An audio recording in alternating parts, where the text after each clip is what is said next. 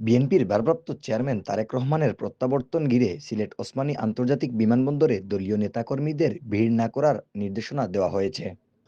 বুধবার সংবাদ বিজ্ঞপ্তিতে নেতাকর্মীদের প্রতি এ নির্দেশনা দিয়েছেন বিএনপির সিনিয়র যুগ্ম মহাসচিব অ্যাডভোকেট রুহুল কবির রিজভী। বিজ্ঞপ্তিতে বলা হয়েছে, বিএনপির ভারপ্রাপ্ত চেয়ারম্যান তারেক রহমান আগামীকাল বৃহস্পতিবার বাংলাদেশ বিমানযোগে লন্ডন থেকে স্বদেশে প্রত্যাবর্তন করবেন। তাকে বহনকারী বিমান লন্ডন থেকে আসার পথে সিলেট ওসমানী আন্তর্জাতিক বিমানবন্দর হয়ে ঢাকা হজরত শাহজালাল আন্তর্জাতিক বিমানবন্দরে অবতরণ করবে।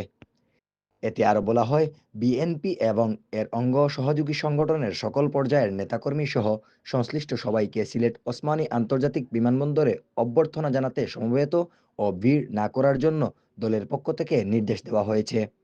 সিলেট জেলা ও মহানগর সহ সিলেট বিভাগের বিএনপি ও এর অঙ্গ সহযোগী সংগঠনের সর্বস্তরের নেতাকর্মীদের দলীয় নির্দেশনা মান্য করার জন্য বিশেষভাবে আহ্বান জানানো হয়েছে।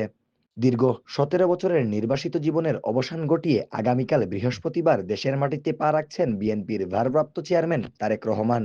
বেলা ১১টা ৪৫ মিনিটে হজরত শাহজালাল আন্তর্জাতিক বিমানবন্দরে পৌঁছাবেন বিএনপির প্রতিষ্ঠাতা ও শহীদ রাষ্ট্রপতি জিয়াউর রহমান ও তিনবারের সাবেক প্রধানমন্ত্রী বেগম খালেদা জিয়ার বড় ছেলে। তার এই প্রত্যাবর্তনকে কেন্দ্র করে দেশের রাজনীতিতে নতুন অধ্যায়ের সূচনা হবে বলে প্রত্যাশা করছেন বিএনপি নেতাকর্মীরা। এহিয়া আহমদ, সিলেট ভিউ, সিলেট।